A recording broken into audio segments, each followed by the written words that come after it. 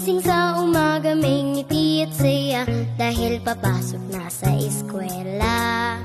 Mula umaga hanggang hapon ang palagi kong kasama, kaklase na kay saya.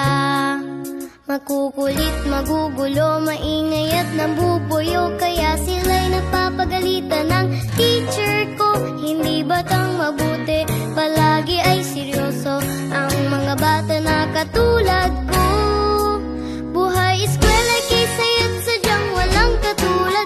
Dito'y binubuo sa isip ang mga pangarap. Ang sipag at tiyaga'y punong-puno ng pagsisikap.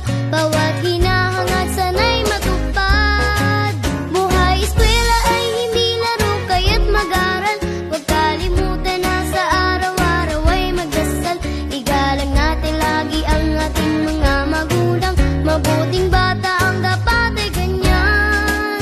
Si tatay at si nanay ay katulong sa mga assignments na ginagawa gabi-gabi.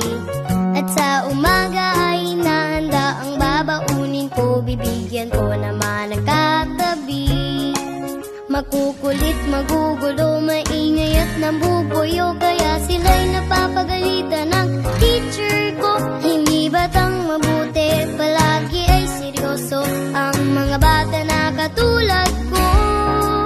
Buhay eskwela'y kisaya't sadyang walang katulad.